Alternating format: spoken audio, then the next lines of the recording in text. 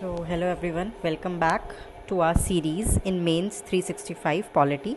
Today we are doing with the right to free speech. पिछले वीडियो में we have covered your civil liberties, जिसको आप fundamental rights के नाम से भी जानते हैं, उसका हमने कॉन्सेप्ट समझा था और उसी में ही हमने फ्रीडम और लिबर्टी का डिफरेंस भी समझा था. I hope you are clear with it.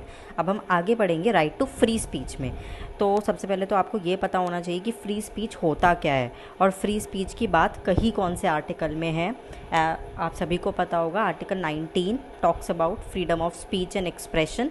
और केवल स्पीच और एक्सप्रेशन की ही बात नहीं होती, इसमें बात किस किस की होती है, इसमें थॉट की भी बात होती है साथ साथ, कि हमारा थॉट प्रोसेस क्या है और कैसे हम चीज़ों से डील करते हैं, कैसे हम अपने आप को एक्सप्रेस कर सकते हैं थॉट से, ओपिनियन से, आइडियाज़ से, विद अनड्यू इंटरफेरेंस, कि हमारे पास स्टेट का कोई बहुत ही ज़्यादा इंटरफेरेंस ना हो. कि ऐसा नहीं कि स्टेट का मन करा तो हम पे लट बजा के चला गया, ऐसे नहीं भाई. अगर लठ बजाएगा अभी स्टेट तो कब, जब रीज़नेबल रिस्ट्रिक्शन का ग्राउंड होगा. वो अभी हम आगे देखेंगे कि जब कोई गलत बात होगी तभी. तो हमारे पास बहुत ज़्यादा इंटरफेरेंस ना हो स्टेट का, हम खुलकर अपनी बात कह पाएँ. That is the concept of liberty और freedom of speech and expression. हमने पहले भी उसमें डिस्कस करा था कि अपॉर्चुनिटी, फ्रीडम क्या है, फ्रीडम एक लिबर्टी क्या है, एक अपॉर्चुनिटी है टू डेवलप वन सेल्फ. अभी देखो फ्रीडम ऑफ फ्री स्पीच के फेसेट्स क्या हैं. देखो फ्रीडम ऑफ प्रेस के पास पूरी फ्रीडम होनी चाहिए, क्योंकि जब तक हमें हमारे मीडिया के पास फ्रीडम ही नहीं होगी तो हमारे पास वो सही न्यूज़ कैसे रिपोर्ट करेगा भाई. कर ही नहीं पाएगा वो सही न्यूज़ रिपोर्ट. अगर वो सही न्यूज़ रिपोर्ट नहीं कर पाएगा तो हमारे पास सही इन्फॉर्मेशन कैसे पहुंचेगी. दूसरा क्या है, right to report and broadcast. बिल्कुल अगेन वही चीज़ें हो गई. इंडियन एक्सप्रेसेस की केस भी हैं. अगर आप सुभाष कश्यप सर की बुक पढ़ते हैं अपडेट करने के लिए अपने पॉलिटी को, तो उसमें आपने देखा होगा इंडियन एक्सप्रेसेस के कई केसेस हैं. Right to be informed, RTI एक बहुत ही फेमस केस हुआ था, आप सबको पता लगाना है. आई थिंक 2005 में. आप सबको ये बेसिक चीज़ें थोड़ी थोड़ी सी पता होनी चाहिए. तो इसको आप देखेंगे कि राइट टू इन्फॉर्म्ड कहाँ से आया है. राइट, तो you should know about this. और साथ ही राइट टू साइलेंस, देखिए ये भी एक बहुत इंपॉर्टेंट पार्ट है कि चुप रहना, सिर्फ बोलना ही नहीं. फ्रीडम ऑफ स्पीच से मतलब ये नहीं कि आप बकर बकर करते बोलते चले जाओ. स्पीच का मतलब क्या है कि you have the right, same fundamental right, कि आप चुप रहें. आपका नहीं मन किसी को कुछ बताने का. इफ़ यू फील कि ऐसी कोई चीज़ है कि जिस पे भी मुझे नहीं बोलना है, तो you are equally allow to remain silent. That is a part of your fundamental right. अब देखो इसमें ये न्यूज़ में है क्यों, क्योंकि सुप्रीम कोर्ट ने बोला है दैट सुप्रीम कोर्ट ने बोला है कि no additional restriction other than those which are permissible under Article 19 Clause 2 of the Indian Constitution can be imposed on free speech of public functionaries. अब देखो यहाँ पर दो कॉन्सेप्ट है. एक तो आपको पता है कि फ्रीडम ऑफ स्पीच की तो यहाँ पर बात हो ही रही है, लेकिन किसके बारे में बात हो रही है, public functionaries. Now who are the public functionaries, ये भी एक बहुत बड़ी चीज़ हो जाती है. पब्लिक फंक्शनरीज का मतलब क्या होता है. अब देखो पब्लिक फंक्शनरीज में कोई भी हो सकता है. आपके मिनिस्टर्स भी हो सकते हैं, यानी एग्जीक्यूटिव्स भी हो सकते हैं, आपके ब्यूरोक्रेट्स भी हो सकते हैं. हालांकि उनका तो डायरेक्ट इंटरेक्शन ऐसा लोगों से मतलब होता ही है ऑब्वियसली, मतलब पब्लिक में मीडिया में नहीं होता, लेकिन लोकल लेवल पे तो बहुत रहते हैं.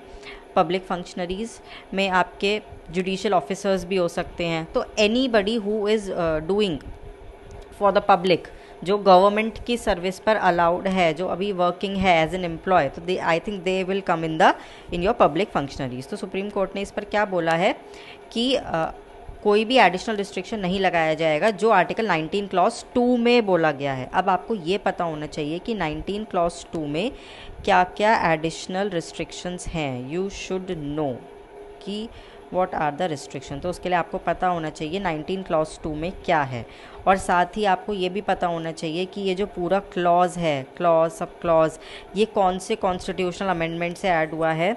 ये पूरा आपका होमवर्क है. आपको पता लगाना है कि कि क्या इसमें ओरिजिनली मेंशन था और क्या चीज़ बाद में ऐड हुई है. राइट, मैं आपकी सिर्फ इतनी मैं हेल्प कर देती हूँ कि मैं आपको ये बता दूँ कि ये पूरा क्लॉज आपका किसी एक अमेंडमेंट से ऐड हुआ है और उसमें ये सोवेरेनिटी एंड इंटीग्रिटी ऑफ इंडिया बाद में ऐड हुआ है. तो ये आपकी हिंट है.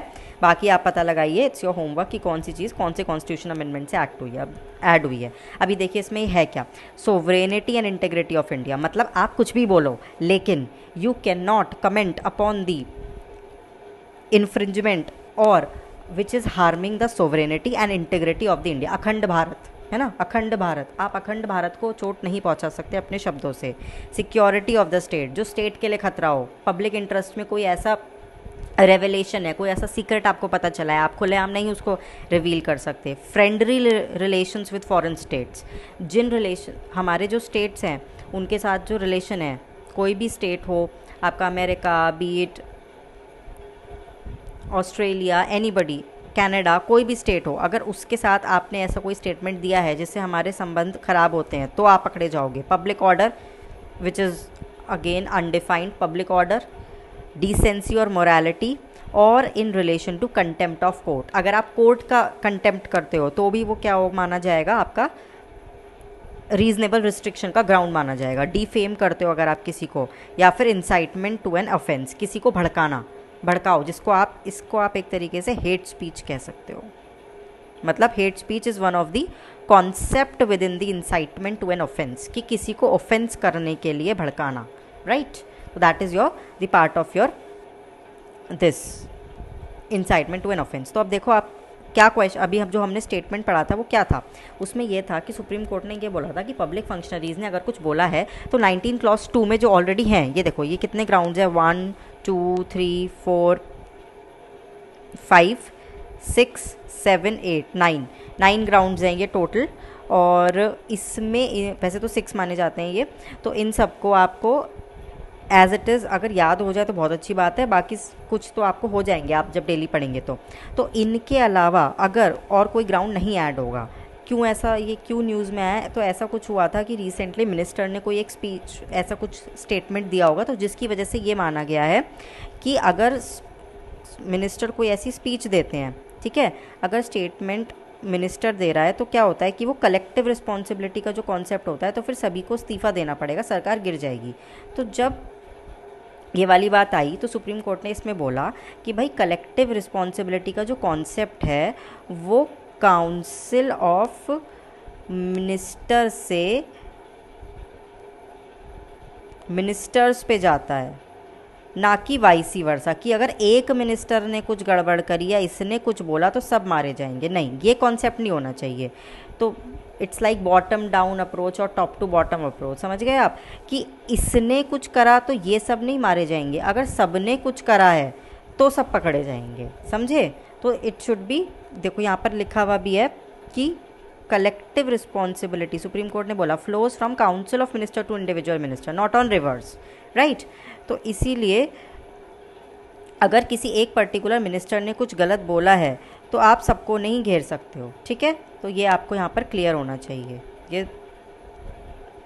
और अब देखिए इसमें और क्या चीज़ है, इसमें एक इम्पॉर्टेंट डेफिनेशन है कॉन्स्टिट्यूशनल टॉर्ट। देखो इसी तरह के क्वेश्चंस आते हैं, यूपीएससी पूछता है आपसे कॉन्स्टिट्यूशनल टॉर्ट, अभी कोई नई अगर चीज़ चर्चा में रहती है तो यूपीएससी उस पर क्वेश्चन पूछ लेता है। तो you should know what is constitutional tort. ये आपकी डेफिनेशन दी गई है कि कॉन्स्टिट्यूशनल टॉर्ट है क्या, ये एक वायलेशन है किसका, कॉन्स्टिट्यूशनल राइट का। कॉन्स्टिट्यूशनल राइट क्या है, कॉन्स्टिट्यूशनल राइट, अब देखो फंडामेंटल राइट भी हो सकता है, ज़रूरी नहीं कि हर कॉन्स्टिट्यूशनल राइट फंडामेंटल राइट ही हो, समझ गए। हर constitutional right is not a fundamental right, but every fundamental right is your constitutional right, ये चीज़ ध्यान में आपको रखनी है।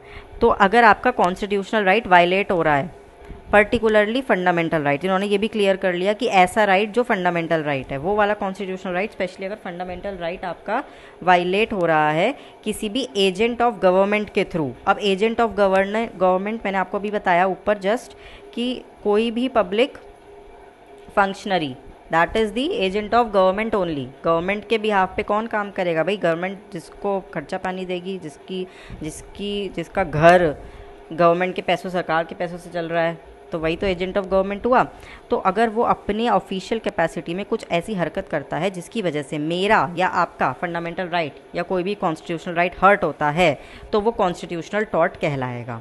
तो जब कोई मिनिस्टर ऐसी कोई बात करता है तो वो उस केस में सुप्रीम कोर्ट ने क्या बोला कि अगर कोई मिनिस्टर, मेयर ऐसा कोई स्टेटमेंट बना रहा है, हमने कुछ ऐसा बोल दिया जो किसी की राइट से इनकंसिस्टेंट है, तो ऐसे कोई कॉन्स्टिट्यूशनल टॉर्ट नहीं होगा, क्योंकि ऑब्वियस सी बात है हर चीज़ की एक सीमा होती है, वरना ऐसे तो हर कोई पहुंच जाएगा कोर्ट में कि भाई हमारा फंडामेंटल राइट इन्फ्रिंज हो गया, इस फलाने नेता ने ये बोल दिया, इन फलाने मिनिस्टर जी ने ये बोल दिया, ये हमारी कम्युनिटी को हर्ट कर गया, ये हमारे इसको हर्ट कर गया, तो ऐसे तो फिर कोर्ट के पास कुछ काम ही नहीं रह जाएगा। तो ये डे टू डे ग्रीवेंसेस की वजह से ये हिंडर करता है ग्रोथ को, प्रोसेस को, डेवलपमेंट को, और भी अलग अलग चीज़ों को, राइट। तो इसीलिए अब देखो हमने क्या क्या क्लियर करा आज। कॉन्स्टिट्यूशनल टॉट पढ़ा हमने, फेसेट्स ऑफ फ्री स्पीचेस देखे हमने, साथ ही हमने आर्टिकल 19 क्लॉज 2 के रीजनेबल रिस्ट्रिक्शन के ग्राउंड्स देखे हैं। अभी इस वीडियो में इतना ही, इसके बाद हम आगे और पढ़ेंगे। पहले आप इतना ही चीज़ों को थोड़ा रिवाइज करें।